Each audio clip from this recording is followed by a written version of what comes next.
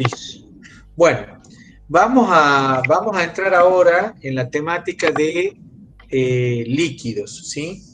Esto, por supuesto, lo primero que vamos a ver de un líquido es conocer, tenemos que definirlo y por lo tanto lo vamos a definir en función de sus propiedades. Las propiedades de los líquidos ya más o menos ustedes las conocen, los venimos hablando. La diferencia que había entre sólido, líquido y vapor, ya lo hemos hablado en las primeras clases, y lo retomemos ahora nuevamente. Recuerden que tienen volumen propio pero no forma, son incompresibles, el orden molecular es intermedio entre gases y sólidos, las fuerzas intermoleculares son mayores que los gases menores, siempre se evaporan, la capa superficial tiene mayor densidad que los gases. Por favor, Lucas, si querés, apaguen los micrófonos, chicos, por favor, déjenlos encendidos para las preguntas. Lucas Pérez, ahí está. Las fuerzas intermoleculares son mayores, hemos dicho, tienen mayor densidad que los gases, menor que lo de los sólidos, la viscosidad es mayor que lo de los gases, presentan el fenómeno de tensión superficial, presentan el fenómeno de capilaridad. Todo esto que lo enunció rápidamente está significado por las distancias intermoleculares y por las fuerzas de atracción que tienen. Entonces, recuerden que yo tenía un sólido, en un sólido las moléculas están en una red cristalina, están fuertemente atraídas entre ellas. Esto que yo estoy dibujando acá no quiere decir que hay alambres que aten a las moléculas, no, pero las moléculas están una a la par de otra, generalmente de forma ordenada, no necesariamente, un sólido no debe por qué tener las moléculas siempre ordenaditas, pero sí está relacionado con la posición que tiene, no se puede mover, esta molécula no se puede mover para allá, no se puede mover para allá, no, queda ahí atrapada en ese lugar. Obviamente las distancias intermoleculares son menores y las fuerzas de atracción son grandes. Cuando yo paso a un líquido, en un líquido la situación que tengo, perdón, cuando paso a un líquido, la situación que tengo es que las moléculas ahora están cercas unas de otras, ¿sí? Pero ¿qué sucede? Tienen la movilidad hacia donde quieran, no están en una matriz rígida y se pueden desplazar, de tal manera que esta molécula que está acá en el medio se va a mover entre esta otra, va a volver, va a dar la vuelta, va a ir para allá, atravesando, se va a mover, siempre moviéndose entre otras moléculas y todas van a hacer lo mismo. Va a tener un recorrido aleatorio, pero se puede desplazar entre las otras moléculas. Es decir, no están en una estructura rígida. Por supuesto que hay fuerzas de interacción molecular, pero son mucho menores que en el caso de los sólidos. Finalmente, en los gases, ¿no es cierto? Ya cuando hablamos de gases,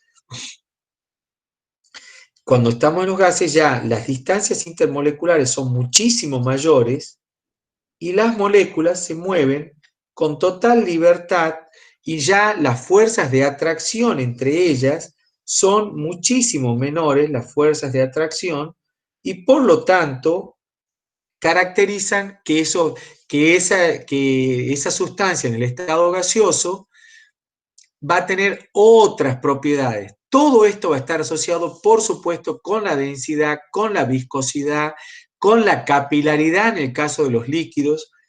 Todas esas propiedades que estamos hablando están relacionadas con las características estas de las distancias y las fuerzas intermoleculares. Recordemos a su vez que los líquidos y los gases se adaptan, pero ahora estamos hablando de los líquidos, al volumen del recipiente, a la forma, ¿sí? El volumen que tiene el líquido siempre va a ser el mismo, pero se va a adaptar a la forma del recipiente. Si eso fuera una botella mucho más larga, bueno, se va a adaptar a esa forma. Y si fuera otra forma, el recipiente, bueno, se va a adaptar a la forma de ese recipiente, ¿sí? Entonces, todas esas son características que tienen los líquidos, pero todo está basado siempre en todo está basado siempre en las propiedades estas que decíamos de las fuerzas intermoleculares, ¿sí? ¿Queda claro eso? Ah, Profe, yo tengo una consulta. sí. Entonces, digamos, los líquidos, por decir así, las moléculas no tienen libre movilidad, o sea, todavía tienen ciertas fuerzas que las intentan unir.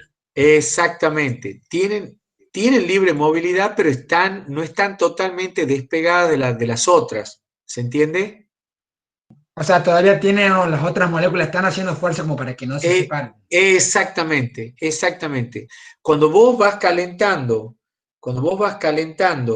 el agua, este es un vaso de agua que te estoy dibujando acá, y tenés moléculas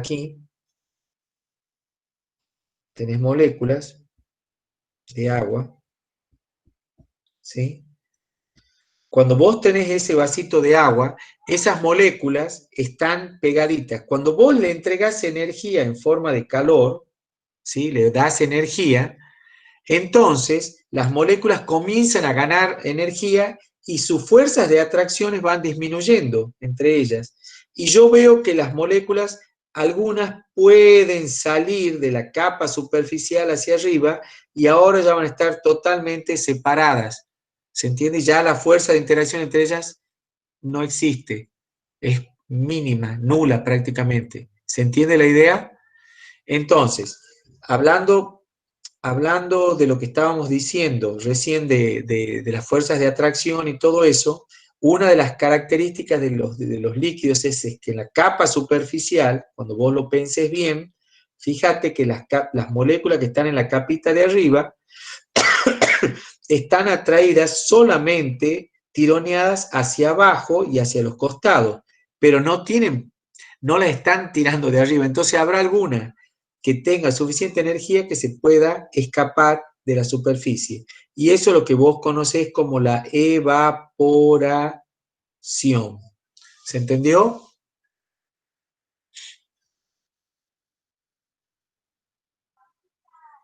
¿Se entendió, chicos? No sé Sí, el que había preguntado recién. sí, profe, ya quedó claro. O sea, cuando le voy dando calor, digamos, la capa superficial se evapora y eso hace que se separe la Exacto. molécula. Exactamente, pero cuando le das energía, ojo también que no te hace falta que tengas energía, la capa superficial siempre está más expuesta y tiene más facilidad, por eso es que se evapora. Yo ahí he metido dos conceptos, he confundido un poco, los he confundido yo. Cuando le doy energía, facilito ese proceso, pero vos, el solo hecho de estar en contacto con la otra fase le permite a la capa de arriba que se evapore, que es una de las propiedades de los líquidos, ¿sí? Si yo le aumento la temperatura, le voy a facilitar porque le doy más energía. ¿Quedó claro? Bien. Sí, profe.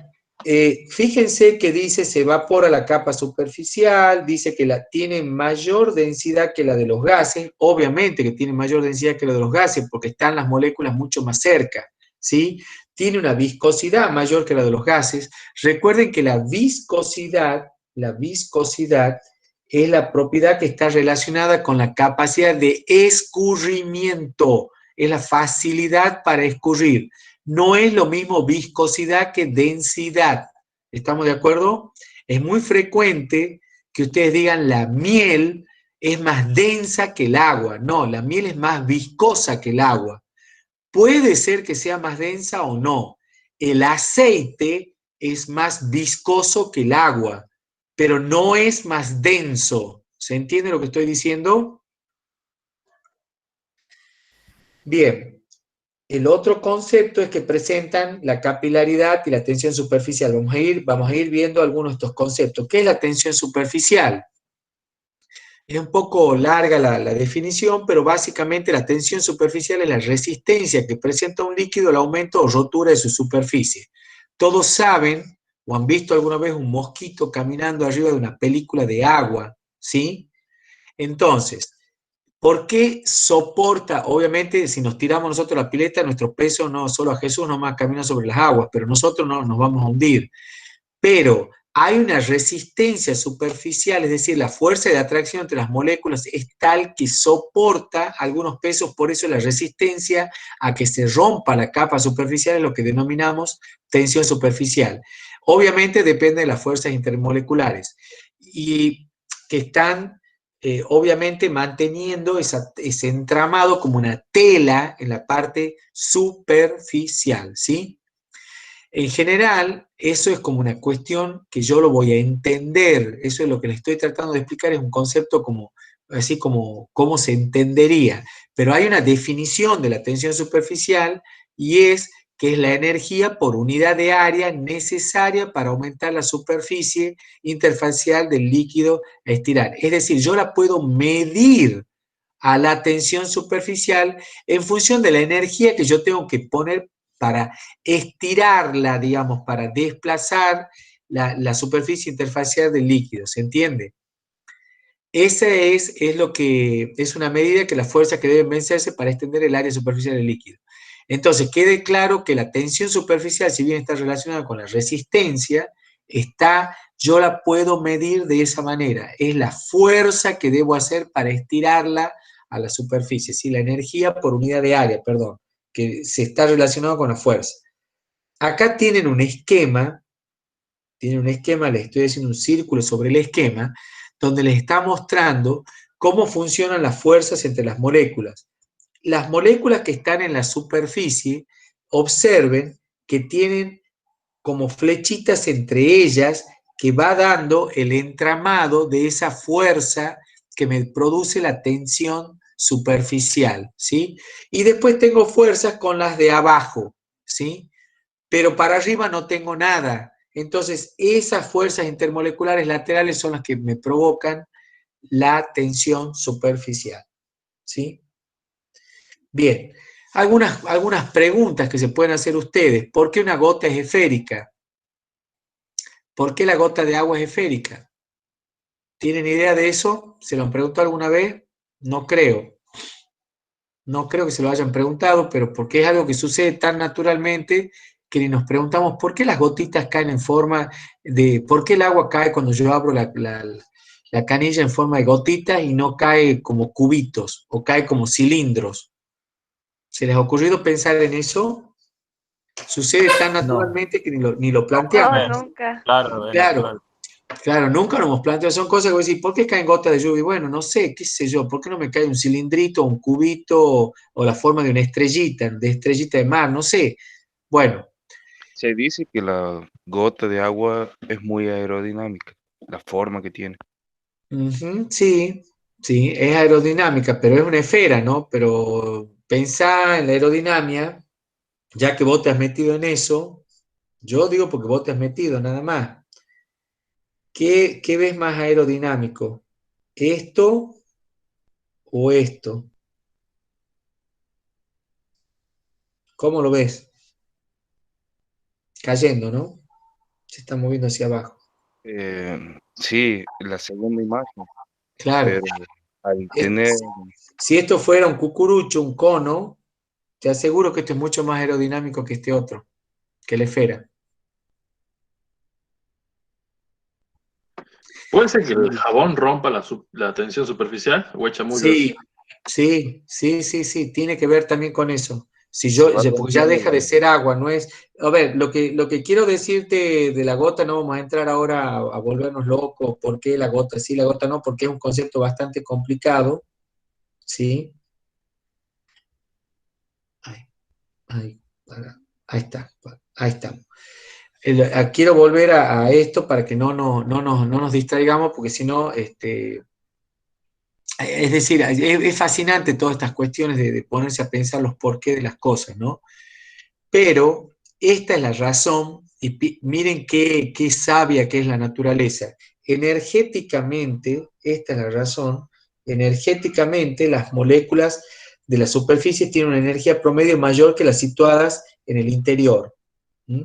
Entonces, la situación más aceptable es la de energía mínima, que la energía superficial sea mínima. Y para que eso sea, el volumen que tiene mayor capacidad, lo que tiene mayor capacidad por unidad de superficie es una esfera.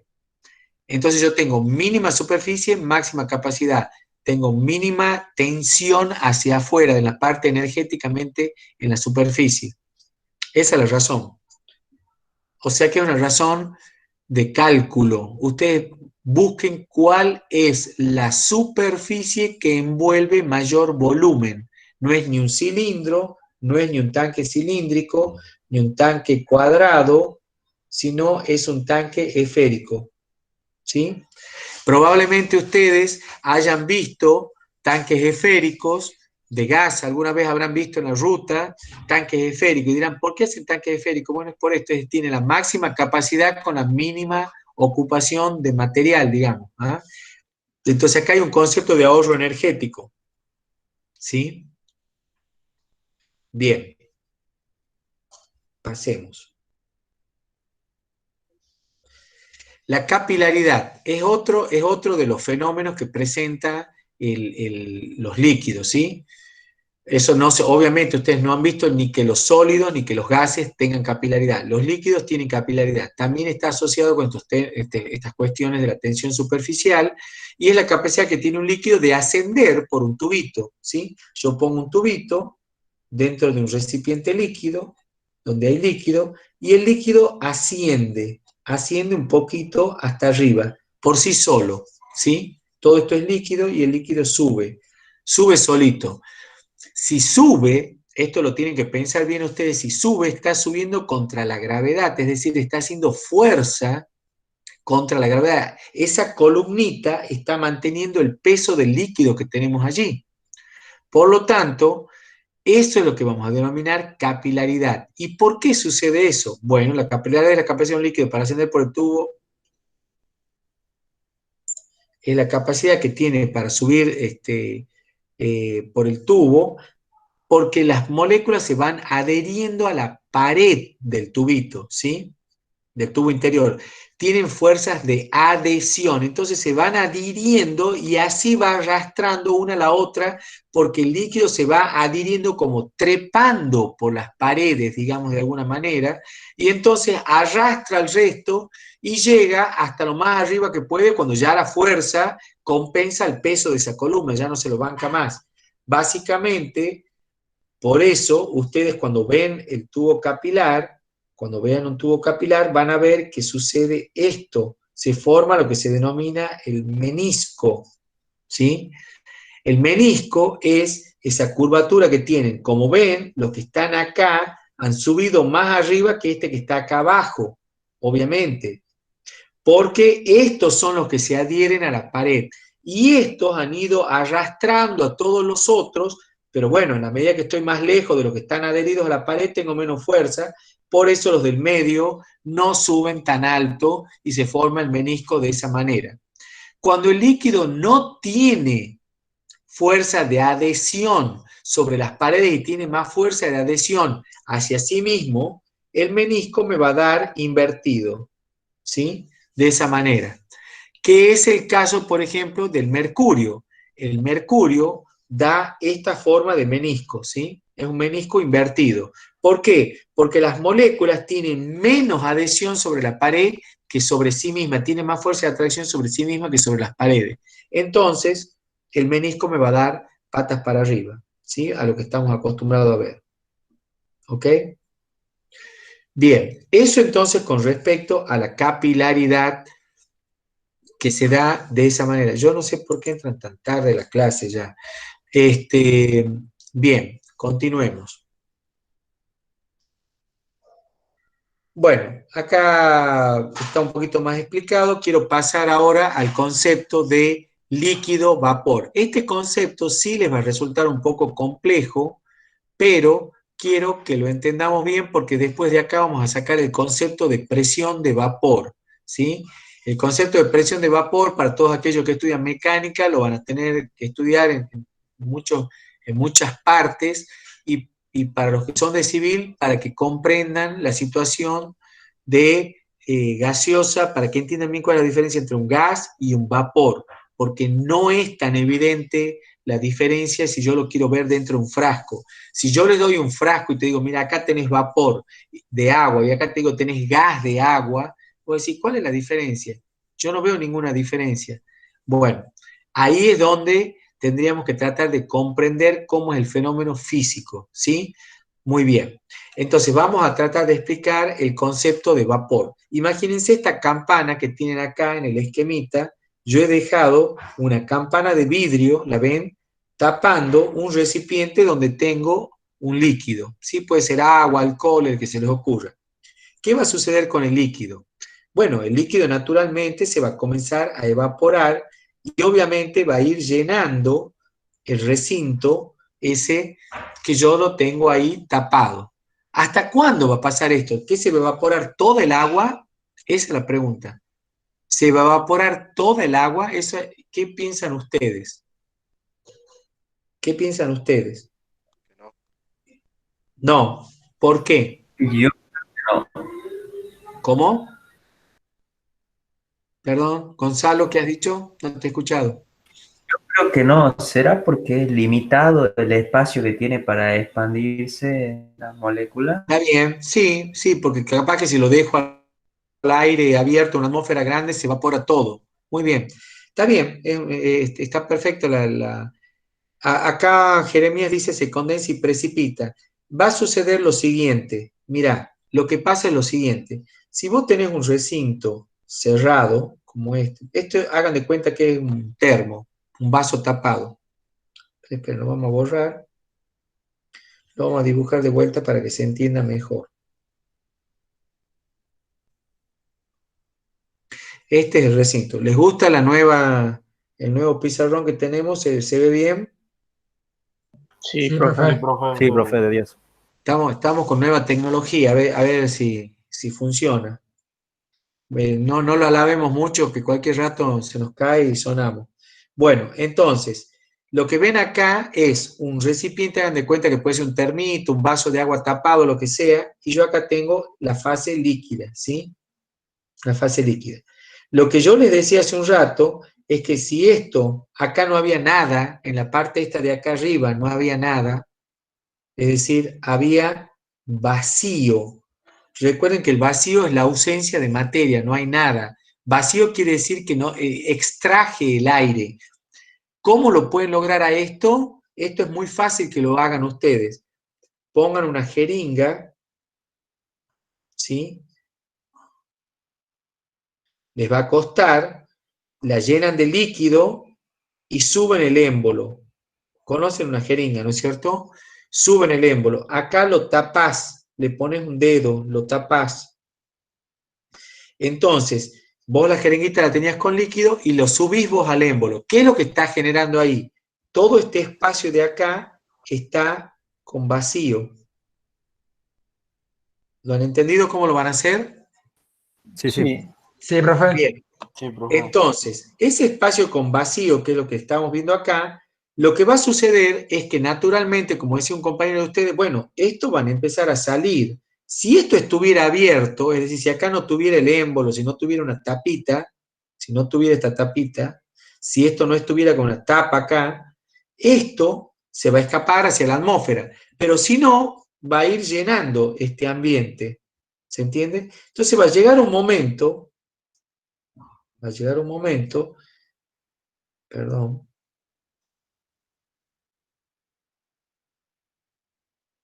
a ver si puedo borrar algo. No, no lo borro. Bueno, va a llegar un momento, vamos a hacer todo de vuelta para que no... Va a llegar un momento en que el tanque este que estoy dibujando, este termo, las moléculas van a andar por acá adentro, moviéndose, por supuesto. Pregunta, ¿esas moléculas están en estado líquido o estado vapor? ¿Por? Vapor. Exactamente. Es lo que yo conocería como estado gaseoso, ¿sí? ¿Por qué? Porque ya están libres, no tienen interacción entre ellas, no hay fuerzas intermoleculares entre ellas, ¿sí? Es muy débil, se puede mover libremente. Entonces, un compañero de ustedes dijo, esto va a suceder ¿hasta cuándo? Hasta que dice se condensen y precipiten. Lo que sucede naturalmente es que así como algunas moléculas han salido desde la superficie del líquido, las otras que están cerca vuelven a caer y se produce un equilibrio dinámico. Equilibrio dinámico. ¿Qué es un equilibrio dinámico?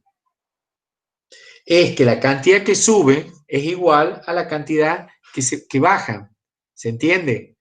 Eso es un equilibrio dinámico, porque no es que está estático, sino que están saliendo y están cayendo. Cuando llegamos a ese equilibrio, ya esto que tengo acá arriba se llama vapor saturado. ¿Se entendió el concepto? No, yo no terminé de entender. O sea, es como que hay moléculas que suben y otras que bajan. Y las que bajan es como que se intentan pegar a lo que todavía está líquido. No intentan pegar, pasan a la fase líquida.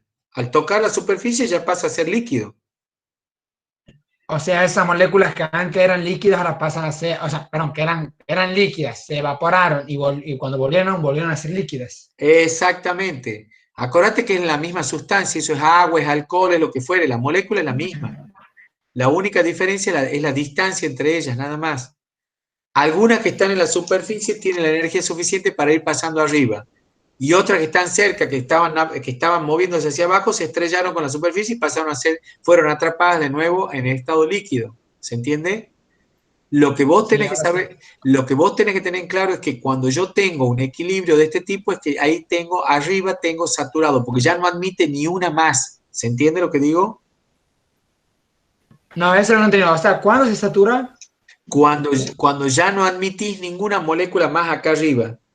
Porque cualquiera que suba ya definitivamente está como saturado, está lleno, ¿sí? No admitís más. Si vos metés más moléculas ahí, esas se van a condensar. ¿Se entiende? Sí. No sé si se entiende. ¿Ok? O sea, sí, o sea, entiendo como que van y se pegan en esa superficie y ya con esa superficie, digamos, por decir así, no admite más, se saturan y entonces ya se comienzan a condensar ahí. Exactamente, se van a condensar en la superficie, por lo cual ya no van a pasar más, ¿se entiende? Se van a hacer gotas acá pegado en la pared, ¿se entiende? Ahora sí. Sí, profe. No podés admitir más. Entonces, en ese momento, esto que vos tenés acá arriba es lo que se denomina un vapor saturado. ¿Sí? ¿Se entendió? Sí. Bien. Hay una diferencia muy importante. Si yo te muestro, si yo ahora lo corto al recipiente, le pongo acá le pongo como una guillotina y lo separo, ¿me entienden lo que les quiero decir? Lo separo a esto. Lo saco. ¿Entienden? Me queda el frasco de arriba nomás, la parte de arriba. ¿Se entiende lo que digo? Sí, profe. Sí. La parte de arriba quedó con vapor saturado, es decir, no hace falta que esté en contacto con el líquido. ¿Se entiende lo que digo? Yo puedo tener un ambiente de un vapor saturado, ¿se entiende? Sí. Bien. Claro, atrapado. Entonces, eso que vos ves ahí, si yo te lo muestro así, te digo, che, toma, acá tenés un frasco de vapor, vos vas a saber si eso es gas o vapor, no tenés la más pálida idea. La situación es la misma de un gas que un vapor. Ambos se comportan de la misma manera. ¿Se entiende lo que digo? ¿Cuál es la diferencia? ¿Cuál es la diferencia? Ojo, hay una diferencia. Si yo bajo la temperatura, ¿qué va a pasar con el vapor? ¿Se va a condensar? Exactamente, exactamente. El vapor se va a condensar. Esa es una. ¿Qué pasa si al aire, al gas, si fuera un gas, lo enfría un poco, le va a pasar algo? ¿Las moléculas se volverían a unir? No, porque el gas va a estar más frío, pero nada más, sigue siendo gas. Vos, de hecho, estás estamos viviendo acá en el Tucumán de hoy, a la mañana tenés 10 grados, 8 grados, a la tarde tenés 26 grados y yo no veo que se condense el aire. ¿Se entiende lo que digo? Ah, sí. ¿Lo entienden? ¿Entienden cuál es la diferencia entre un vapor y un gas? Sí, sí, profe. A pesar de que en la apariencia, si yo te doy un frasco de vapor o un frasco de gas, es exactamente lo mismo. Es el mismo estado de la materia, es estado gaseoso. Lo diferencio con la palabra vapor para significar que yo lo puedo condensar bajando la temperatura. ¿Se entendió? O sea, la diferencia vendría a ser que el vapor, cuando baja la temperatura, se condensa y vuelve a ser líquido. Por ejemplo, en el caso de agua, el vapor vuelve al estado líquido, vuelve a ser agua. Y el gas no, el gas, digamos, sigue siendo gas. Exactamente. Habrá en otras condiciones que ese gas, cuando esté mucho más cerca de otras condiciones, lo vas a poder vaporizar, lo vas a poder condensar. ¿Se entendió? Sí, profe. Otra situación. Les pongo para que vean por qué son tan particulares Profe, una pregunta. sí, El aire es un gas, ¿verdad? sí, es un gas, ¿sí? ¿Sí? Ah, bien, Pero bien, bien. pero escúchame una cosa, Mica, es un aire, es un gas muy especial porque es una mezcla de gases. Tenés oxígeno, tenés nitrógeno y también tenés vapor de agua. Ahora les voy a hacer una Claro, pregunta. Por eso eso, me parecía medio raro, digamos, porque yo en tercero hice un proyecto que obtuve, digamos, agua del oxígeno, o sea, del aire. del Por aire, eso, sí. sí, Bien, el aire tiene una mezcla de tres, fundamentalmente de oxígeno, nitrógeno, también tiene dióxido de carbono y tiene vapor de agua. Y ahora, Mica, que vos sola justo has mencionado el tema, te voy a hacer una pregunta. ¿Qué sentís en el Tucumán de ahora? ¿Vos sentís humedad? ¿Sentís que está pesado sí, a veces sí, ahora o en el verano? Ahora te estoy hablando, en estos días de hoy, del invierno. sí. Bueno, debe ser la única, quiere decir que en el verano te morís. Ahora tenemos un invierno súper seco, no hay humedad en el aire, no hay humedad. No sé, profe, yo soy del campo. Está bien, pero me Cambia mucho el refiero, ambiente. sí, cambia, es verdad que Sí, cambia, es verdad, cambia muchísimo. pero a lo que quería relacionarles, chicos, es que piensen ahora en el invierno que es tan seco y la diferencia en el verano. ¿Cómo es el verano? Uno transpira todo el tiempo, está empapado todo el tiempo, ¿no? Y uno dice, qué pesado que está. ¿Por qué está tan Es pesado? como sofocado, ¿verdad? Exacto, pero ¿por qué? Porque tenés mucha humedad. ¿Y qué es la humedad? Es que yo tengo mucha más agua, más vapor de agua en el aire, ¿sí? En la mezcla de aire, ¿sí? Por eso, Profe, una pregunta, ¿eso tiene que ver también con el tema de las precipitaciones o nada que ver, por digamos? supuesto, no, tiene que ver. Cuando vos tenés el aire saturado, llueve. Ah, Cuando bien, tenés bien. el aire saturado, llueve. Porque no aguanta tanta agua el aire, se satura y cae. ¿Se entiende? Sí, sí, gracias. Entonces ustedes tienen un concepto de humedad relativa, para que vayan sabiendo, porque esto lo tienen que haber escuchado. Usted dice, uy, lo que mata no es el calor, lo que mata es la humedad. ¿Por qué? Porque realmente a nosotros nos sofoca mucho la humedad, nos cuesta, pero eso tiene que ver con otro problema que lo voy a explicar después. Ahora no me voy a enredar porque si no no vamos a terminar más. Lo que quiero que entiendan es que este concepto de humedad relativa está basado en cuán saturado está el aire de humedad. Cuando tengo poca agua, no está saturado. Cuando tengo mucha agua, por eso dice, uy, la humedad está en un 80%. La humedad llegó hasta el 90%. Está muy saturado el aire y nosotros sentimos que estamos muy sofocados. Puede ser 30 grados, pero con 80% de humedad te morís. Puede ser 30 grados y está muy seco y no lo vas a sentir. No lo vas a sentir tanto el calor. Pero esa es una percepción que tenemos el cuerpo. Pero independientemente de eso, quería que entiendan el concepto de esto de saturación. ¿Se entendió? Vamos avanzando, Sí, digamos. profe. Ahora, lo que tenemos que aprender ahora es cómo funciona ese sistema entre vapor y agua. Otro concepto que los quería poner de vuelta para que vean, he vuelto a dibujar mi jeringa, ¿sí? Esa es mi jeringuita, y les voy a hacer la siguiente propuesta. Si esta jeringa, si esta jeringa tiene aire y agua, acá tiene líquido, ¿no es cierto? Yo la bajo a la jeringa. ¿Qué tenés que hacer vos si querés comprimir el aire este que tenés acá? ¿Qué tenés que hacer? Si esto está tapado acá, ¿no? Está cerrado. ¿Qué tengo que hacer yo? Mucha Fuerza. La Fuerza. presión. Presión. Exacto, yo tengo que hacer mucha presión, tengo que hacer fuerza para que esto se mueva, porque casi no se comprime, ¿no es cierto? Se comprime, pero cuesta mucho hacerlo. ¿Se entendió? Sí. Sí.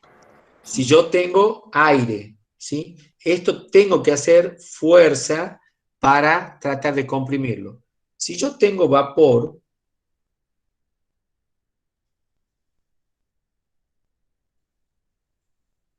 y acá tengo el líquido,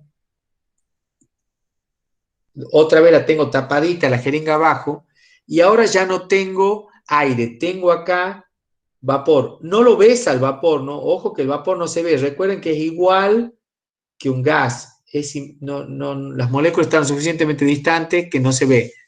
¿Cómo creen que sucede ahora? ¿Tengo que hacer fuerza? ¿También tengo que hacer presión para que baje el émbolo? No, menos fuerza. No hay que hacer fuerza. Basta que muevas la posición hasta acá abajo y lo único que va a suceder es que va a haber líquido que se va a condensar, ¿sí? Y te va a seguir quedando acá vapor. ¿Se entendió lo que digo? Y si lo bajo hasta... Hasta abajo lo vas a condensar a todo. ¿Se entendió? Sí, profe. O sea, eso es lo que usted explicaba de que las moléculas cuando tocan el agua se vuelven de nuevo líquidas, vuelven a estar en el líquido. Exactamente, pero te estoy diciendo que el espacio que ocupe no me importa, está saturado, sigue estando saturado, es un espacio más chico, pero sigue estando saturado. Le reduzco el espacio y sigue estando saturado, pero tengo menos cantidad de moléculas, por supuesto, las otras se me pasaron a la fase líquida. ¿Se entendió? Entonces por eso les quiero hacer significar que si yo te doy un frasco de vapor y un frasco de gas, vos vas a ver lo mismo. Tiene baja densidad, se comporta con la ley de los gases que ustedes ya han aprendido. Ustedes van a aplicar la ecuación P por B igual a nRT, que era la ecuación de los gases. La pueden aplicar perfectamente si es un vapor. Todo se comporta y parece, y el comportamiento físico es como un gas, pero no es lo mismo. No es lo mismo, porque un gas no se condensa cuando baja la temperatura. Y un gas yo tengo que comprimirlo. En el caso de la ley de Boyle-Mariotte no funciona para los vapores. ¿Se entendió lo que dije?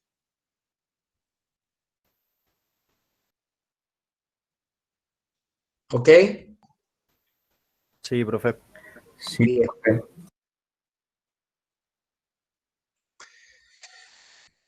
Ay, no estoy pudiendo que me vuelva no sé por qué no me la toma, ahí está, no me la tomaba la presentación. Bueno, listo. Entonces, ya hemos entendido el sistema de esto de vapor, ¿sí? El equilibrio líquido-vapor. Pasemos entonces un poquito más. Claramente lo que yo voy a medir, como es un gas, el vapor es un gas, yo le puedo medir la presión, ¿no es cierto? O sea, al recipiente ese yo le pongo un manómetro. ¿Se acuerdan que el manómetro era un relojito que me medía la presión? ¿Sí? O bien, como ven acá, le pongo un tubito en U, lo ven al tubito en U a la derecha, donde yo veo que esta rama está más baja que esta, y entonces esta diferencia de altura me dice que la presión acá es mayor que la presión acá, ¿sí? Esta presión de este lado, o sea, la presión dentro de este recinto que yo tengo el gas, tiene un cierto valor. ¿Se entendió la idea entonces? Yo puedo medir entonces, ¿qué cosa? La presión de vapor. La puedo medir con un manómetro. ¿Se entiende? Porque es un gas. ¿Se entendió? Sí, ¿cómo es el tubito? ¿Cómo es para medir? ¿Cómo es lo que hace? Esto es un manómetro diferencial, que creo que ya lo explicamos hace bastante, que lo que te hace es, a ver, espérate, vamos a ver cómo es un manómetro diferencial. Es que esto es otro tema, cada tema es un tema. Un manómetro diferencial es un tubito en U,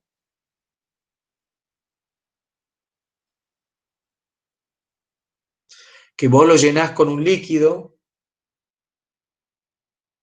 y acá puede estar abierto a la atmósfera, o a otra, o no, o puede estar sometido a otra presión, ¿se entiende?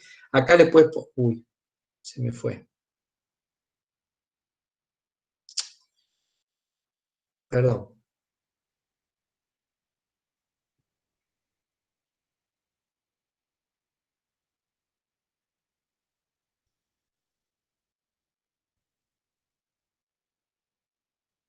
Este líquido puede ser mercurio, por ejemplo, ¿sí? O agua, no importa, un líquido, ¿sí? Acá tenés un gas y acá tenés este tubito abierto a la atmósfera. Por eso ahí está actuando la presión atmosférica. ¿Se entiende el esquema, chicos? ¿Lo entienden? Sí, profe. Bien, entonces, si este recinto de acá adentro, el gas que está acá, tiene mayor presión que la presión atmosférica, la columna de líquido de este lado va a estar más baja que esta. Si tiene la misma presión, el tubito en U vos lo vas a ver igual. Va a estar nivelado. ¿Se entiende? La presión aquí es la misma que aquí. ¿Se entiende? Claro. O sea, si la presión atmosférica es mayor, sube, digamos, del lado donde está donde Si entra la la presión atmosférica. presión, exactamente, si la presión atmosférica es mayor, entonces se te va a poner así. Si esta es la presión atmosférica y esta es la presión del gas, entonces se te pone para este lado. ¿Se entendió? Sí, Bien. Entonces, eso que acaba, ya justo que acabas de mencionarlo, y porque a todos les interesa y tienen que entender qué es lo que tenés en el caso este que tenés aquí, que la presión atmosférica es mayor que adentro, que la presión que tengo acá en el recinto este. ¿Qué querría decir eso? Que cómo está este recinto en... es un Estas, vapor. no, cuando yo la presión atmosférica es mayor que la presión del gas. Esto es cuando yo hago vacío. ¿Se acuerdan cuando yo chupé la jeringa, cuando la tapé a la jeringa y tiré el émbolo hacia arriba? Sí. Ahí hacía vacío. La presión de adentro de la jeringa es menor que la presión atmosférica. Por eso cuando destapas el dedo, el aire que está afuera entra hacia adentro, porque la presión de afuera es mayor que la de adentro de la jeringa. ¿Me entienden? ¿O no? Sí, profe. Bien. En este caso, así como está representado en este recipiente, la presión del gas acá es mayor que la presión atmosférica. Esto lo vimos ya antes en alguna clase anterior, ¿no? Por las dudas.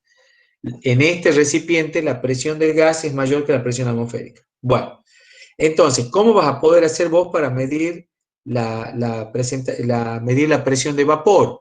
Vas a poner un relojito, un manómetro, y vas a medir cuánto vale la presión del gas ese que yo tengo acá dentro del recipiente, ¿sí? Que yo lo estoy pintando ahora, ¿sí? Ahí le estoy dibujando más moléculas, ¿sí? Entonces, ahora les hago otra pregunta. ¿Qué creen ustedes con respecto a a la, a la presión esa, a esa presión que yo tenía ahí en ese recipiente? ¿Sí? Vamos a suponer que acá tengo el vapor de este líquido, acá tengo una fase líquida, en equilibrio, y yo leo la presión de vapor. ¿Estamos de acuerdo? ¿Se entendió eso, no? Leo la presión del vapor ahí en un manómetro, ¿sí? Sí, profe. Yo acá estoy poniendo un termómetro que me mide la temperatura T. Ahí pongo un termómetro, ¿sí? Este es un termómetro.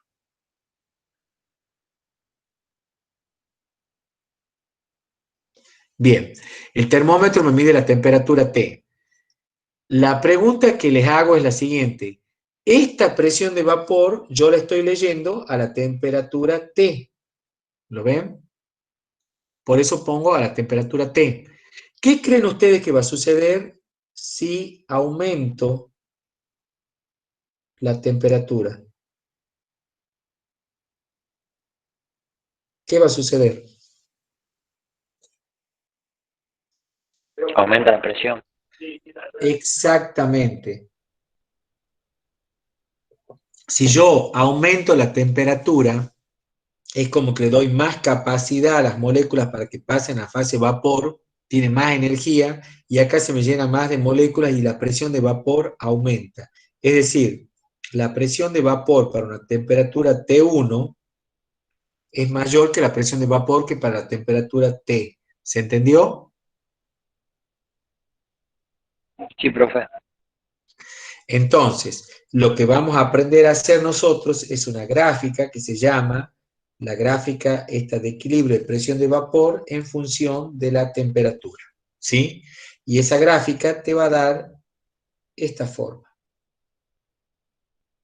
¿sí? Que nace en el punto triple, ya vamos a ver después qué es eso, y termina en el punto crítico. ¿Sí?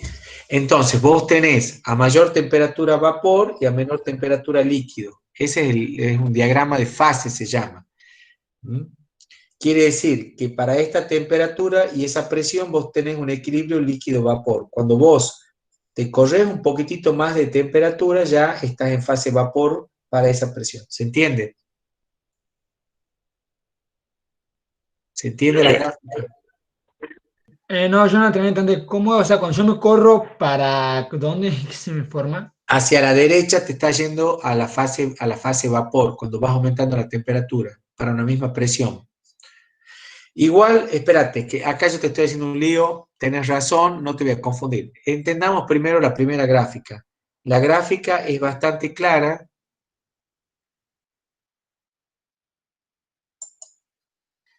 La primera gráfica es bastante clara.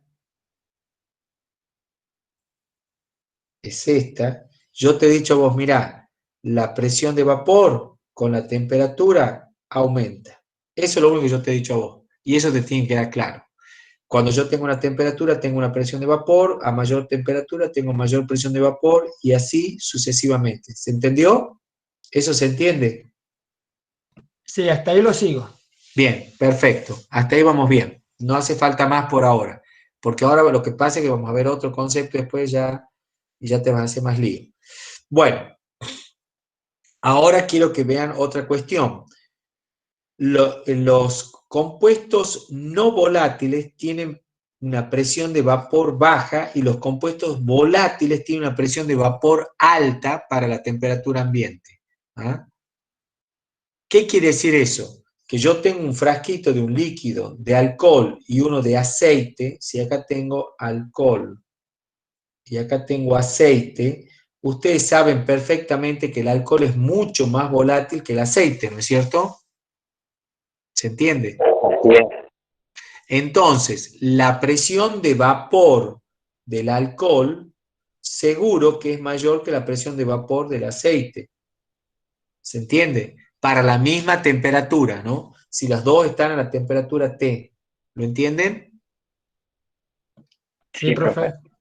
Bien. Entonces, cuando un líquido es volátil, ahora ya tiene una definición técnica, física, operativa, para decir que el agua es más volátil que el aceite y el alcohol es más volátil que el agua. Todos lo sabemos, pero ¿cómo lo medís a eso? Bueno, muy fácil. Andá y medí las presiones de vapor. Busca una tabla que te dé la presión de vapor en función de la temperatura y decir, mira, a 20 grados centígrados, que es la temperatura ambiente, yo sé que la presión de vapor del alcohol vale 800 milímetros de mercurio y la del agua vale 500 y la del aceite vale 200. Ah, sí, es mucho más volátil el alcohol. ¿Se entendió? Sí, profe. Perfecto. Acá tienen gráficas que les muestran distintas curvas de presión de vapor para distintas sustancias, ¿sí? Ahí tienen éter, metanol, benceno, agua. Fíjense, todos estos compuestos, el etanol es el alcohol. Este es el alcohol. Y acá está el agua. Fíjense que para una misma temperatura, por ejemplo, 60 grados centígrados, no, perdón, 60 grados centígrados es acá, en esta rayita blanca. Yo subo y la presión de vapor del agua la saco aquí. ¿Lo ven? Y la del alcohol tengo que seguir subiendo y la saco acá. ¿Se entendió? Entonces, la presión de vapor del agua a 60 grados centígrados, la presión de vapor del agua a 60 grados centígrados, a ver, perdón. La presión de vapor del agua a 60 grados centígrados, lo repito de nuevo, lo dibujo acá, lo busco acá. ¿Cuánto vale aproximadamente? Será 180 más o menos, ¿ah? Y la del alcohol, fíjense, la encuentro acá, está casi acá, vale 400. ¿Lo ven? ¿Ven la diferencia? Sí, profe. Bien, entonces, ahí tengo yo voy a poder ver cómo la presión de vapor varía con la temperatura, que lo estoy viendo, que a mayor temperatura tengo mayor presión de vapor y cómo eso es diferente para las distintas sustancias, viendo siempre que el más volátil es el que tiene mayor presión de vapor para la misma temperatura. ¿Se entendió entonces? Bien. Ahora, fíjense que acá han puesto un numerito muy particular y van a ver por qué está puesto y ahora vamos a ver ese concepto que es muy importante.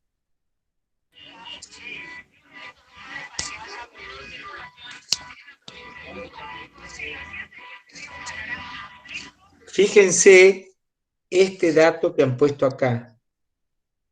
Han puesto una presión muy particular que es 760 milímetros de mercurio. Esta presión que tengo acá en el eje de las I es la presión y está en torr, dice. Torr es lo mismo que milímetros de mercurio. Torricelli es lo mismo que milímetros de mercurio, ¿sí? Entonces, 760 torr, ese número que está ahí, es lo mismo que una atmósfera, que es la presión atmosférica, ¿sí? ¿Me siguen? Sí, profe. Bien, fíjense el dato que le están diciendo acá. Cuando estoy a una atmósfera, que sería 760 milímetros de mercurio, cuando corto al éter, lo corto ahí. Corto al metanol aquí, al etanol aquí, al benceno aquí y al agua aquí. Y fíjense las temperaturas que les dan. ¿La van viendo? ¿Ven las temperaturas acá? ¿Las pueden Sí. leer? Sí, Bien. profe. ¿Qué temperatura leen para el agua? 100 grados centígrados. 100 grados centígrados. ¿Y a qué le suena esa temperatura? ¿El punto de ebullición sería? Exactamente. O sea que me están por meter en un gran lío. Si yo estaba hablando de presión de vapor y ahora me hablan de temperatura de ebullición. Esto que tenés acá, 100 es la temperatura de ebullición del agua, 80 es la temperatura de ebullición del alcohol, 60 y algo es la temperatura de ebullición 65 del metanol, y 35 grados centígrados es la temperatura de ebullición del éter, lo cual dice que el éter es absolutamente volátil, es muy volátil.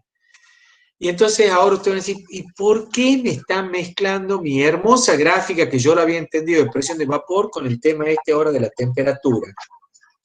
Porque ahora vamos a aprender qué es el punto de ebullición. El punto de ebullición.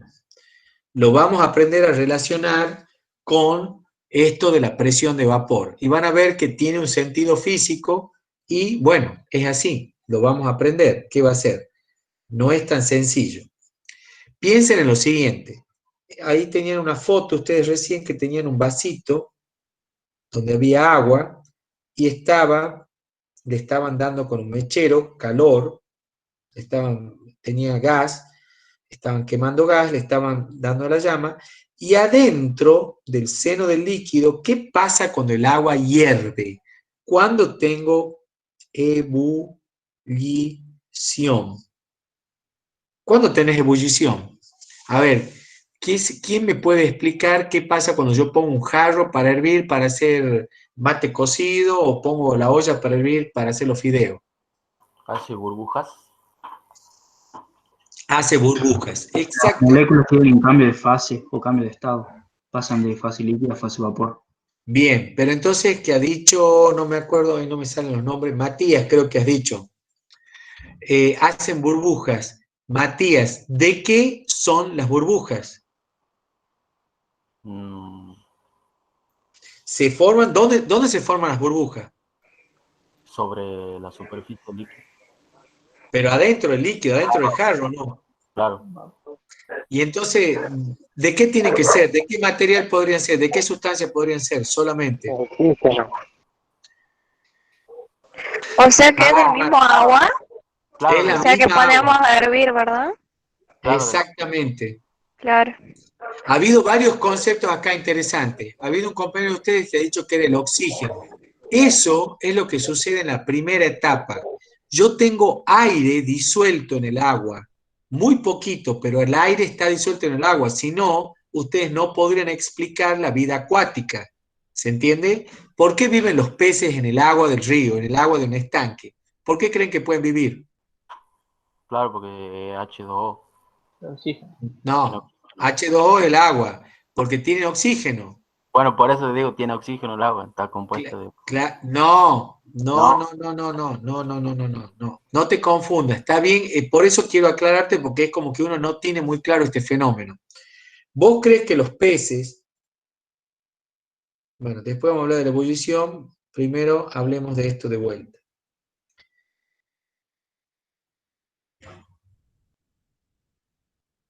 Este pececito que anda ahí nadando tiene un sistema no para esto está en el agua, ¿no es cierto? Está rodeado de moléculas de agua. Bien, si yo te tiro a vos, Matías, acá dentro del agua, si te tiro a vos, ¿qué va a pasar? ¿Qué va a pasar? Y te vas a ahogar, porque no tengo capacidad, porque nosotros respiramos oxígeno, necesitamos el aire, de donde extraigo el oxígeno, incorporo oxígeno, y entonces con eso respiro, ¿sí? Con el oxígeno. Sí. Bueno, en el agua no tenés oxígeno. Mentira, sí hay oxígeno. En esta agua que vos tenés de un río, de un estanque, de un lago o del mar, tenés oxígeno. ¿Eso sería producido por las plantas y eso, profe, que hay bajo el agua? No, porque en contacto, ¿qué tenés arriba de la superficie del agua? Aire. Aire. ¿Y el aire qué pasa? Parte se disuelve en el agua. ¿Sí? Bien. ¿Ok? Entonces, ¿qué hacen los peces? A Matías creo que estaba preguntando que decía que la descomponían las moléculas de agua. No descomponen la molécula de agua. ¿Qué hacen, Matías? Más fácil. ¿Van hacia arriba? No entiendo. Viven del Bueno, oxígeno diluido. claro, toman el oxígeno que está diluido. ¿Nunca han visto la película esta de Kevin Costner? No me acuerdo cómo era. Ella del Aquaman, no era Aquaman, una de estas era. No, no es Aquaman. Claro, dice el aire, digamos, que se pasa hacia la superficie del agua. El aire se disolvió en el agua y te dio oxígeno en el agua, ¿sí? Tenés oxígeno y nitrógeno, por supuesto, pero el nitrógeno no me sirve para nada. Pero el oxígeno sí. Los peces tienen un dispositivo, que son las branquias, para filtrar el oxígeno y filtran el oxígeno en el agua y lo retienen. ¿Se entiende? Sí, profe. Por eso les decía si habían visto esa película de Kevin Costner, no me acuerdo cómo se llamaba. ¿Alguien sabe de qué película estoy hablando? Que toda la Tierra está bajo el agua. No, profe. No, llegué hasta Nemo nomás. Bueno, muy bien. Has visto Nemo por lo menos. Bueno, entonces, ¿qué es lo que sucede? En esa película el hombre ya se había adaptado, era un hombre que ya se había adaptado al agua y tenía branquia. O sea, igual que los peces, podía filtrar agua, o sea, podía estar mucho tiempo bajo el agua porque podía sacar agua, sacar oxígeno del agua. Bueno, Ahí entonces, en el chat pusieron mundo acuático, profesor. Se puede decir que mundo respira. puede ser que se llama mundo acuático. Bueno, eso es lo que sucede. Yo extraigo oxígeno de ahí. Ahora volvamos a nuestro problema. ¿Por qué he dicho esto? Porque un compañero de ustedes, creo que fue Marcos, dijo, cuando yo pongo a hervir el jarro de agua, dijo, yo lo caliento, le pongo calor, y lo que desprende, las burbujas que salen, él dijo que eran oxígeno. ¿Eso es verdad? No, sería el líquido que se forma vapor. Exactamente, exactamente. En realidad, Marcos no dijo algo que no sea verdad. Era verdad, porque en la primera etapa, cuando vos calentás el agua, la desgasificás. ¿Qué quiere decir que la desgasificás? Que le haces que se eliminen todos los gases disueltos en el agua. El primero que se va es el CO2, porque el agua también tiene disuelta CO2, tiene oxígeno y tiene nitrógeno, ¿sí? Todo eso está disuelto en el agua y yo cuando lo caliento, como son poco solubles, se van, ¿sí? Se van. Entonces, lo primero, ¿alguna vez han dejado un vasito en la mesa de luz en la noche o al otro día y han visto lo que pasa? Un vaso con agua. No, ¿Cómo profe. lo ven al otro día, al vaso? Es diferente, como que tiene burbujitas, creo. Exacto, exacto, tal cual. Cuando vos ves el vaso que has dejado en la mesa de luz o que has dejado en la cocina con agua, que te los has olvidado, le ves un montón de burbujitas. Esas burbujitas son las burbujitas del oxígeno, del aire que estaba disuelto adentro. Son burbujitas de aire. O sea que sí tiene aire. No es verdad que, pero son muy poquititas las moléculas, o sea, es muy poca la cantidad de aire que se disuelve en el agua, que no es lo que estamos analizando ahora con la ebullición. Con la ebullición lo que estamos analizando es el siguiente fenómeno. Yo tengo mi jarro de nuevo, por enésima vez lo vamos a dibujar. Yo le doy calor con el mechero. Sí.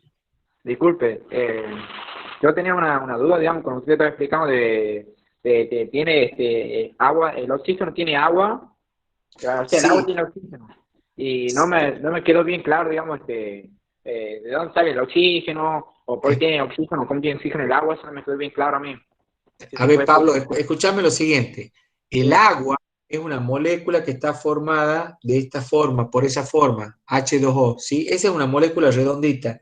No se mueve, no se toca, no se destruye nada.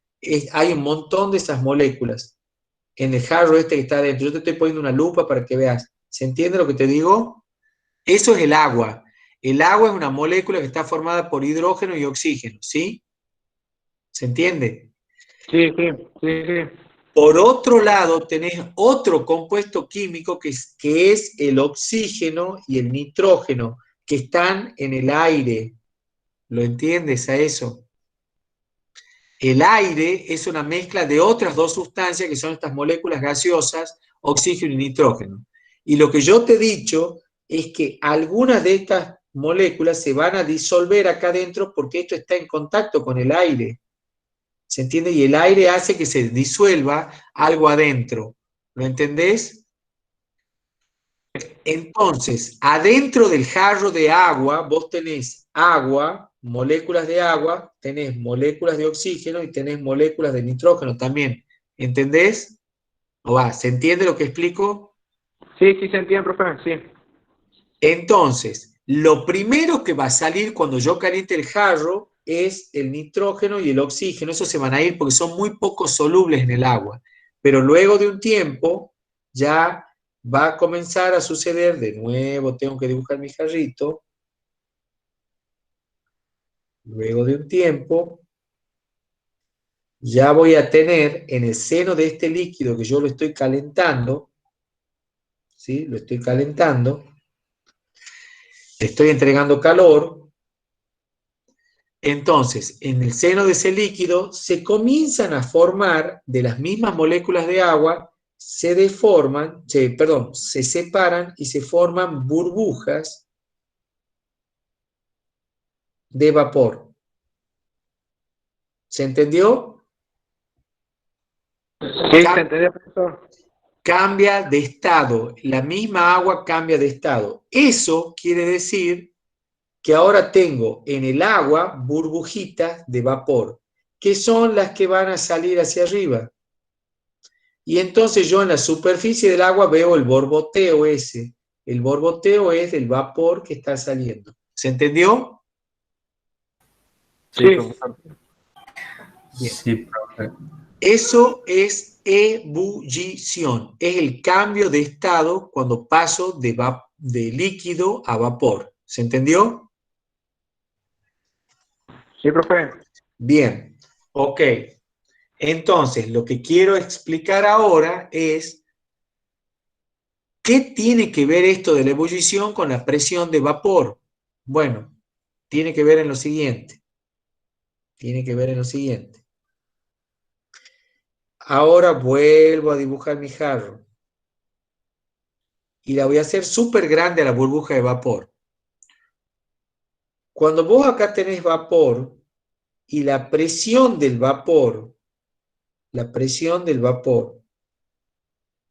es igual a la presión atmosférica, ¿Qué va a suceder con la burbuja? Puede salir. ¿Se entiende lo que digo?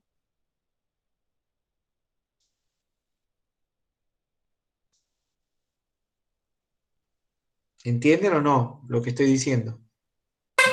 Sí, profe. Ya la capacidad de poder salir, digamos. Exactamente, exactamente.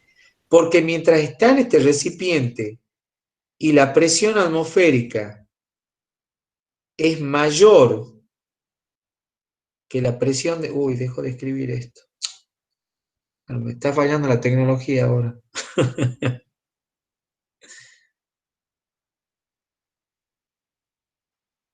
Ay, Dios.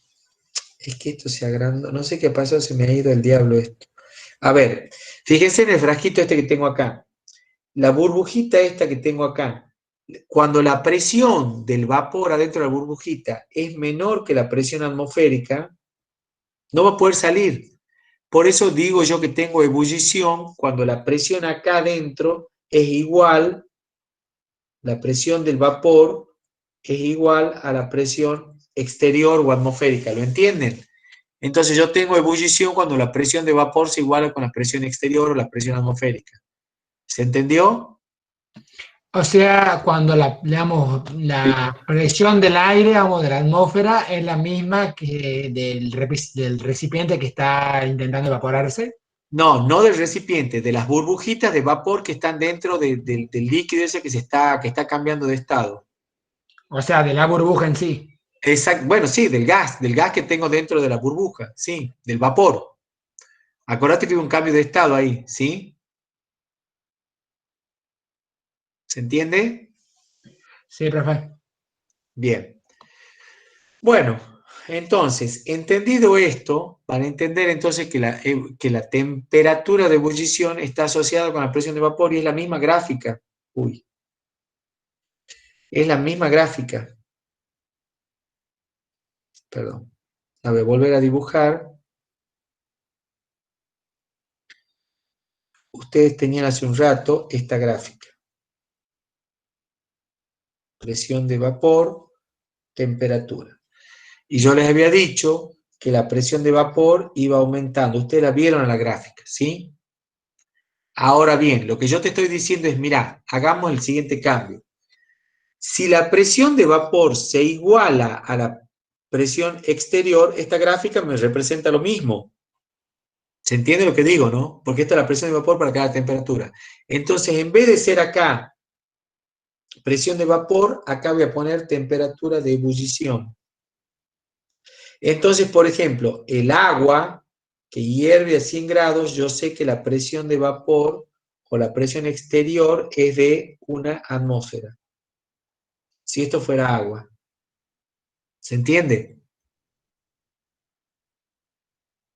¿Entienden cuál es ¿Entienden que es la relación entre, es la misma curva, nada más que le he cambiado los sentidos? Ahora en vez de decir temperatura, presión de vapor, le digo que es temperatura de ebullición, presión exterior. ¿Se entiende? Sí. O sea, Sí, profe. a cierta temperatura el líquido pasa a otro estado, superando o se iguala con la presión, digamos, atmosférica, eso no quiere decir. Exactamente, que para la temperatura de 100 grados centígrados, vos sabés que la presión de vapor del agua vale una atmósfera. Si esa es justo la presión de afuera, entonces también está hirviendo. Claro, ya pasa al otro estado. Cambio de estado, exactamente. Ahora bien, con este concepto, ustedes van a entender lo siguiente. ¿Conocen una olla a presión? ¿Saben lo que es una olla a presión? ¿Alguna vez su mamá o no sé, ustedes o su papá, alguno de la familia, su abuela, ha cocinado con una olla a presión? No, ¿Qué no es esa que tiene como un agujerito? Sí, profe. Tiene una tapa que va roscada o muy ceñida y tiene una valvulita para que deje escapar vapor. El vapor. ¿Nadie, sí, conoce, sí. ¿Nadie conoce una olla a presión? Sí, profe. Yo sí. Sí, profe. Se cocina el matambre, por ahí lo cocinan en las ollas a presión, por ahí hacen algo para cocinar. No sé qué habrán comido cocido en olla a presión, no sé. Díganme ustedes. Cuando pone a hervir algo. sé, mi vieja siempre pone la panza. ¿Qué pone? La panza. Ah, claro. Exacto.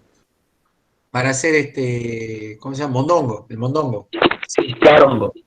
El mondongo se hierve en olla a presión porque demora mucho tiempo de cocción. Ahora, ahora ustedes piensen cómo funciona la olla a presión. ¿Cómo funciona esa olla a presión? ¿Qué es lo que hago yo con esa olla a presión? No es tan complicado. Lo que vos estás haciendo es tapando la olla de manera tal que no permito que salga el vapor, entonces acá aumenta más la presión.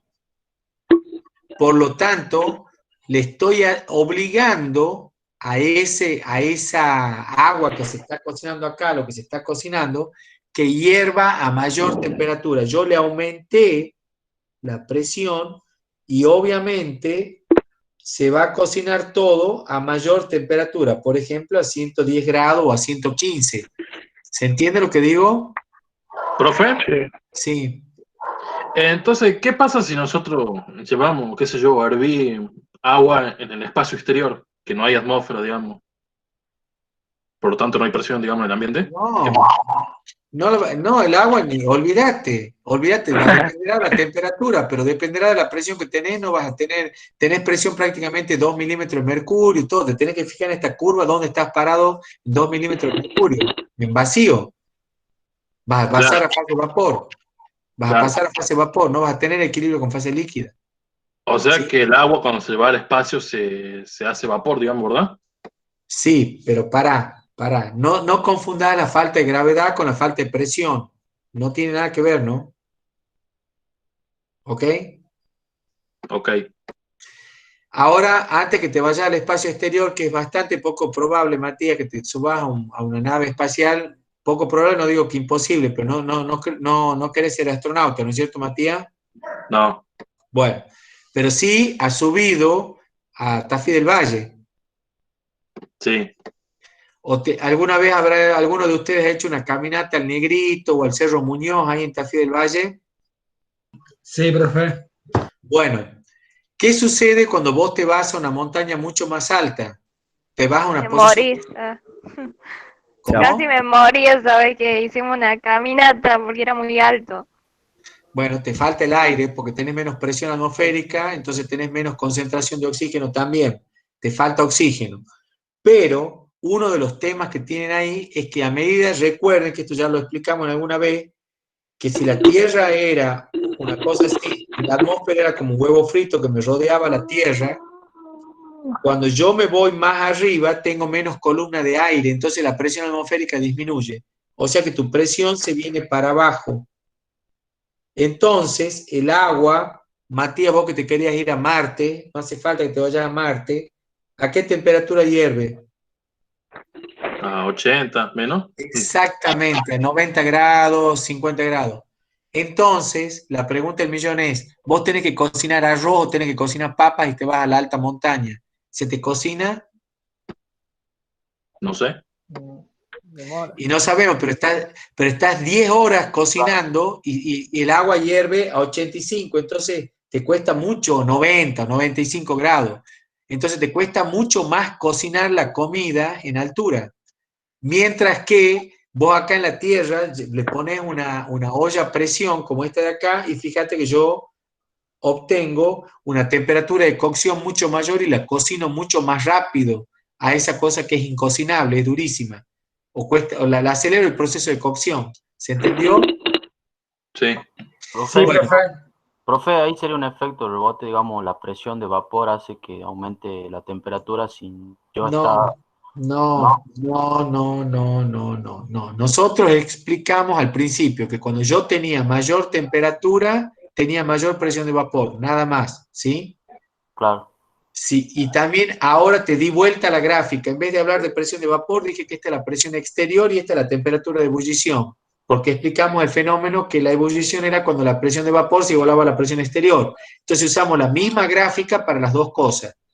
Entonces ahora te estoy hablando de temperatura de ebullición. Yo te digo, si yo aumento la presión, porque yo al taparla a la olla no le permito que se vaya el vapor y el aire que está ahí encerrado se calienta también, y aumenta su presión, entonces le estoy aumentando la presión a la olla. Me voy arriba de la presión atmosférica. Me voy por arriba. Entonces, necesariamente el agua va a hervir a mayor temperatura. ¿Se entendió? Claro, eso es lo que yo quería decir, explicar, digamos, que en lo que pasa en la olla. Bueno, está bien. ¿Lo entendiste? Vos lo decís con tus palabras, pero lo has entendido. ¿Se entendió el fenómeno? Bien.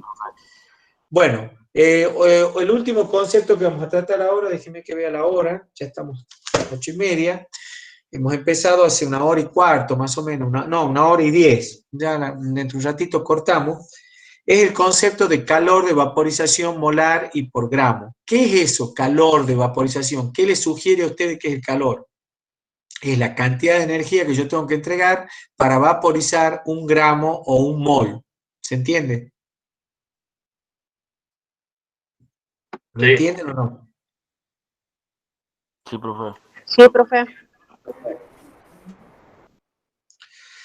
Eso quiere decir que vos tenés una cantidad de líquido y yo le entrego calor con mi mechero o mi garrafa, lo que sea, le entrego una cierta cantidad de calor, Q.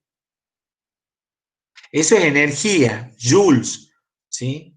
Son joules, son ergios, no sé, unidades de energía, la que se les ocurra, ¿sí? BTU, las unidades del sistema británico de térmico, la unidad térmica de la British Thermal Unit, pueden ser BTU, o sea, esto puede ser caloría, puede ser joules, puede ser BTU, no sé, dependerá lo que sea. Es energía que yo le entrego acá, le entrego al líquido que tengo acá. Cuando yo vaporizo, cambio de estado 1 mol o 1 gramo, la cantidad de calor que yo le entregué se llama calor de vaporización. ¿Se entendió? La cantidad de calor que yo le entregué para que todo esto se evapore, no me quede nada, se haga todo vapor, esa cantidad de calor es el calor de vaporización. Es el calor que yo necesito, la cantidad de joules, de calorías o de BTU que necesito para que se vaporice 1 mol o 1 gramo. Dependerá cómo me lo den de referencia. ¿Se entiende? O sea, será la energía necesaria para hacer esa acción. Exactamente, es la energía necesaria que vos le tenés que dar y que supongamos yo te doy gas. Vos decís, ¿cómo lo hago, profe, con el gas? Y bueno, yo sé que el poder calorífico del gas o tanto, el gas tiene un poder calorífico, tanto joule por metro cúbico de gas, metro cúbico normal de gas. Ah, decimos, bueno, entonces yo voy a calcular los metros cúbicos de gas que he quemado para saber los joules que he sacado. ¿Se entendió? Sí, profe. Eso para los de mecánica, ¿no? Les va a servir, todos estos conceptos que estoy dando les sirven a los de mecánica. Bien, ese es el calor latente de vaporización de una sustancia, ¿sí? La cantidad de calor que yo le tengo que entregar para que se vaporice, ya sea 1 mol, por ejemplo, si es el agua, serían 18 gramos de agua, o bien lo referís a 1 gramo de agua, 1 gramo de alcohol, 1 gramo de benceno, 1 gramo de lo que fuera, ¿sí? Bien. Bueno, esto lo pueden leer. Esto ya está, ya les expliqué. Ahí también es justo el caso de la olla a presión. Ahí tienen una fotito de una olla a presión, ¿sí? Acá tienen como, por ejemplo, cuando yo me subo a la montaña, dice acá el monte Kilimanjaro, tiene 5.000, casi 6.000 metros de altura. Fíjense la presión atmosférica ahí arriba, 350 milímetros de mercurio. A esa temperatura el agua hierve a 79 grados centígrados. Me cuesta mucho que se cocine algo con 79 grados centígrados, que esté hirviendo el agua a 79. Seguro que los tallarines me van a quedar duros, no se va a cocinar, el arroz va a quedar duro, si quiero cocinar papa no se va a cocinar, se tendré que buscar otro tipo de alimentos, ¿no? Profe, Sí, estoy algo confundido. ¿La temperatura de ebullición es lo mismo que el punto de ebullición? sí, es lo mismo. Ah, bien, bien. Bien, ok, perfecto. Bueno, y por último, atendiendo esa gráfica, atendiendo a lo que veníamos explicando, tenemos los diagramas de fase, que se llama, donde yo voy a representar los estados de la materia en función de la temperatura y la presión. Entonces, yo como sabía que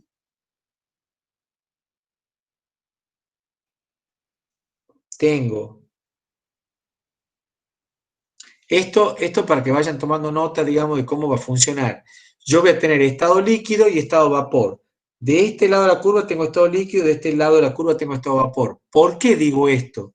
Porque yo sé que esta temperatura y esta presión era justo el cambio de estado. Era cuando cambiaba de vapor a líquido. Pero yo para la misma, acá tengo temperatura y acá tengo presión. Vos subís con esta presión o subís con esta temperatura, ¿sí? A ver, ¿cómo se los puedo explicar más fácil? Nos corramos con la presión. Yo tengo mayor temperatura, cuando yo voy aumentando la temperatura, es más fácil entenderlo así. Para una cierta presión, cuando voy aumentando la temperatura, yo estoy con una cierta presión. Tengo líquido, ¿sí? Tengo un jarro de agua. Estoy a 20 grados, estoy a 30 grados, estoy a 40 grados, estoy a 50 grados, entonces tengo 20, 50, 80. Cuando llego a 100 grados, yo lo fui calentando y siempre tenía agua, hasta que cambia de estado a los 100 grados centígrados, inmediatamente ahí tengo equilibrio y luego ya tengo vapor. Porque para esa presión y mayor temperatura yo ya tengo 100, ya me cambio de estado y tengo vapor. O sea, para una atmósfera y 120 grados centígrados yo ya tengo vapor. ¿Se entiende? Si la presión fuera mayor, entonces yo voy a tener líquido, líquido, líquido, líquido, líquido, líquido, y a una temperatura mayor recién voy a pasar al estado vapor. ¿Se entendió? Y si la presión fuera menor, es al revés. Yo tengo líquido, líquido, líquido, líquido, voy avanzando con la curva hasta que corto este punto, en ese punto cambio de estado y paso a la fase vapor. Entonces, a una presión un poco menor que la atmosférica eventualmente, este líquido va a hervir a 80 grados centígrados y luego ya es todo vapor. ¿Se entendió? La curva esta de fases. Sí, profesor. Bien. Bien, me alegro chicos, me alegro que lo hayan entendido. Esa es entonces el diagrama de fases de equilibrio líquido-vapor, ¿sí? Y la curva, propiamente dicha, me va dando el equilibrio entre las fases, ¿sí? Entre la fase líquida y la fase vapor. Esta curvita me dice, para este lado estás como líquido, para este lado estás como vapor. De acuerdo a la temperatura, por supuesto, y a la presión, en cada caso. ¿Mm? ¿Se entendió? Sí, profe. Bien, así como tengo el equilibrio líquido-vapor, también vas a tener el equilibrio líquido-sólido, porque recuerden que el agua, cuando yo bajo mucho la temperatura, y ahí vamos a ir a donde quería llegar Matías, que se quería ir a la estratosfera, cuando yo tenga agua, no sé si era Matías, no me acuerdo el nombre, quién era el que decía que se quería ir a Sí, Matías. Sí, Matías. Matías era. Que se quería ir a la estratosfera, cuando vos vas bajando la temperatura, ya tenés agua, pero después ya se hace sólido, ¿no es cierto? El agua cambia de estado de nuevo a sólido. O sea, voy a tener otra curva de equilibrio, así como tenía del líquido-vapor, voy a tener una curva de equilibrio entre el líquido y el sólido. Y ahí es que ya tenés este tipo de gráfica, que es la que tenés acá, que ya está completa totalmente. Entonces, hay un puntito acá abajo, que es donde empieza la curva líquido-vapor, que le acabo de marcar, y esta es la curva que estábamos hablando hasta recién, hasta el cansancio, le hemos marcado varias veces. El líquido cambia, también tiene una curva de equilibrio con el sólido, que es esta vertical que está acá. ¿Sí la ven? Va desde el punto D al punto B. ¿Lo ven? Sí. ¿Eso qué quiere decir, chicos? Que si yo estoy a presión atmosférica, acá tengo el agua que a 100 grados ya cambia a vapor, ¿sí? Esta es la presión atmosférica. Yo tengo agua, el agua que he sacado de la canilla está, por ejemplo, a 20 grados centígrados. Yo la empecé a calentar, llegué a esta curva Llegué a 100 grados centígrados y se transformó en vapor. Y acá ya tengo todo vapor. A medida que sigue aumentando la temperatura, puedo tener 120, 130, vapor a 150, a 200, a 300 grados centígrados, pero ya todo de aquí para allá es vapor. ¿Se entiende? Cuando yo tengo mi jarro de agua, que lo saqué a 20 grados y lo meto en la heladera, lo comienzo a enfriar, se enfría, va a llegar un punto, acá, que lo estoy marcando ahí, que va a ser donde se va a solidificar, que es 0 grados centígrados, y ahí cambia de estado nuevamente, y pasa al estado sólido. Y si sigo enfriando, voy a tener hielo de menos 5, de menos 10, de menos 20, lo tengo en el freezer, puedo llegar a tener agua a menos 20 grados centígrados adentro del freezer. ¿Se entiende entonces cómo funciona esa gráfica? No, yo no la terminé de entender. Triple. La verdad que no. Triple.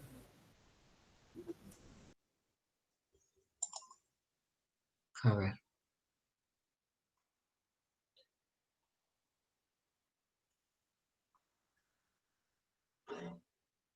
Volvamos de vuelta para tratar de terminar. Esta gráfica, ¿la entienden? La de presión de vapor, presión, temperatura. ¿Esa sí la entendieron? Sí. Es así. Yo les dije, ustedes están a la presión de una atmósfera, que es como si estuviéramos acá a nivel del suelo. Yo voy calentando agua, voy calentando. ¿Por qué les voy dibujando esos puntitos? Porque la temperatura está claro que la ven que va aumentando, ¿no es cierto? Cada vez va siendo mayor. ¿Lo van viendo ahí? En el eje de las X. Sí, profe. Hasta que llego a qué temperatura. A 100 grados centígrados. A 100 grados centígrados, exactamente. Cuando yo llego a 100 grados centígrados, y acá la temperatura está en grados centígrados, cuando yo llego a 100 grados centígrados, acá cambia de estado y acá ya tengo ¿qué cosa? Vapor. Pero de este lado de la curva tenía líquido. ¿Se entendió? ¿Sí? Sí, por favor. Bien. Pero así como tiene un equilibrio líquido-vapor, también quiero que piensen que al agua, así como yo la calenté, por eso yo te decía, yo saco agua de la canilla a 20 grados. Ese es el agua a 20 grados centígrados y una atmósfera. Yo la saqué de la canilla, tengo mi jarrito de agua, mi vasito de agua. ¿Se entendió? Acá estoy parado ahora. ¿Lo ven, no? 20 grados. ¿Sí? ¿En qué estado estoy? En estado líquido. Si yo ese jarro de agua, ese vaso de agua, lo meto en la heladera, ¿qué sucede? ¿Se enfría? Se enfría. Entonces voy para el otro lado. ¿Me entienden lo que digo? Sí. Voy para el otro lado. ¿Hasta cuándo? Hasta que en algún momento, y ustedes lo saben, voy a llegar a 0 grados centígrados. ¿O no? Sí. ¿Qué pasa a 0 grados centígrados? Congela. Se congela, exactamente, cambia de estado. Entonces vos tenés, para este lado ya tenés sólido. ¿Se entiende o no? Sí, profe. Sí, profe. Entonces, así como tenés la curva de líquido-vapor, vas a tener una curva de sólido-líquido, que para el agua da hacia la derecha, ligeramente inclinada hacia la derecha. No puedo borrar yo, lamentablemente. No le puedo hacer andar al borrador, a ver. Ahí está. Listo. Entonces, cuando vos te vas moviendo hacia este lado, ya tenés sólido y vas a tener hielo a menos 10, hielo a menos 20 y así. ¿Se entiende lo que digo? Sí, profe. Entonces, esa es la curva de equilibrio sólido-líquido. Esta curva que estoy marcando acá. Voy a cambiar el color del lápiz. La curva verde. Esta curva verde, la remarco, es la curva de equilibrio sólido-líquido. La curva anaranjada que tengo acá, ¿de qué es? ¿De qué equilibrio? Líquido vapor. Líquido vapor. ¿Se entiende? ¿Se entendió? Sí, profe. Y ahora les está faltando un equilibrio más. ¿De quién?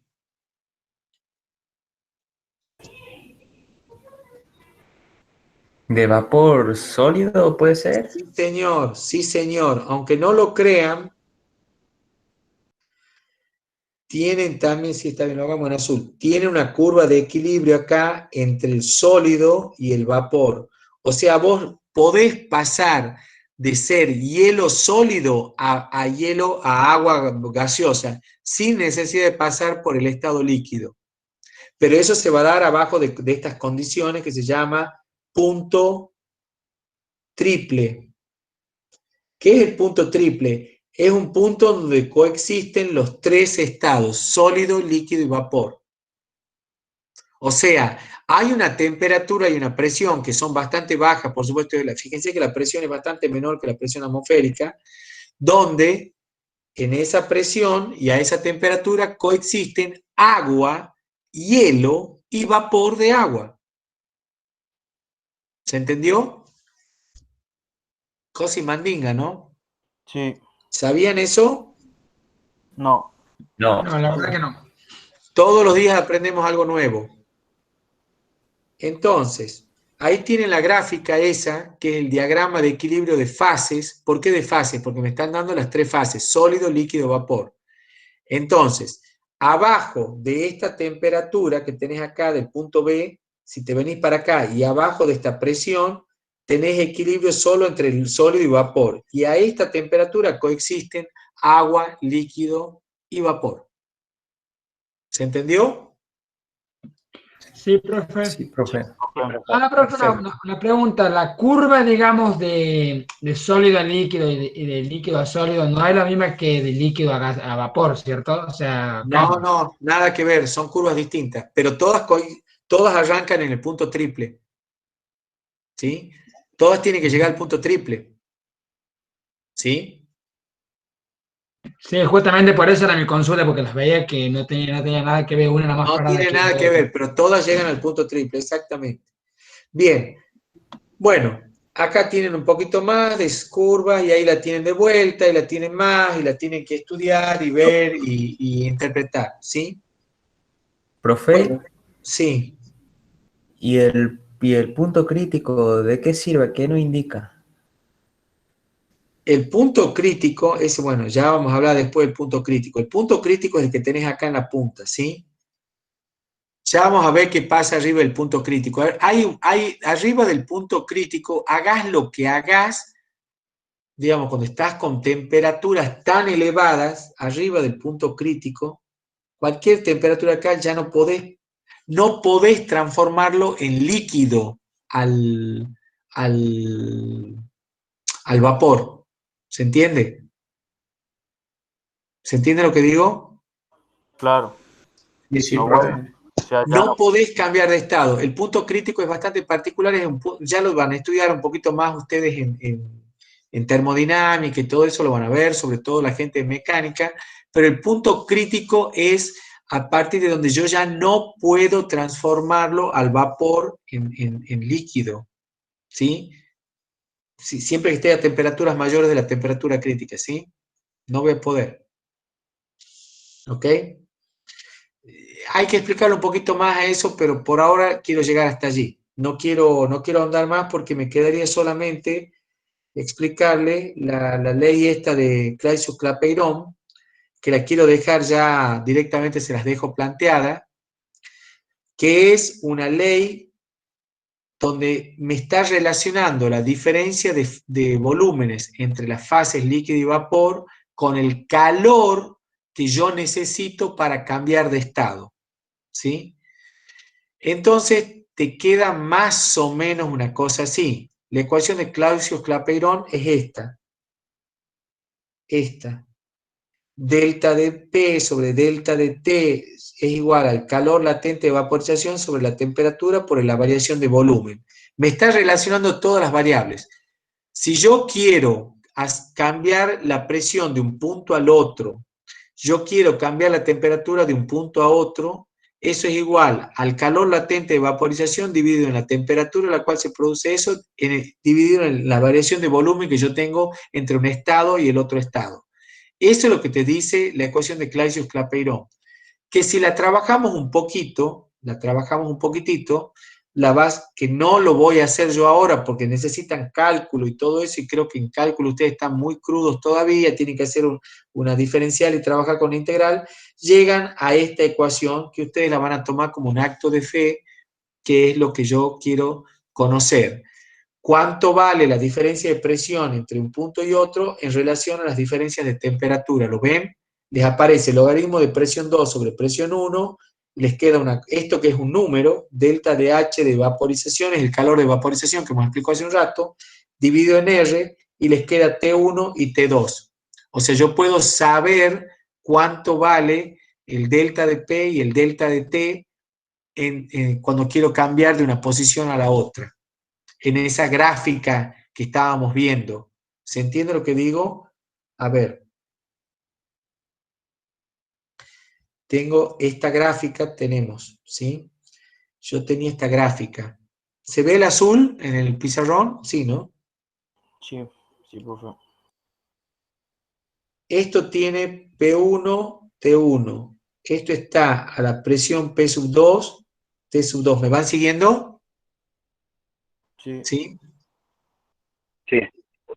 ¿Qué dice la ecuación de Clapeyron? Te llega una relación, dice el logaritmo de P sub 2 sobre P sub 1 es igual a delta de calor de vaporización sobre R por 1 sobre T2 menos 1 sobre T1. ¿Se entiende la idea? Vos podés calcular una variable si conocés las otras. ¿Se entendió?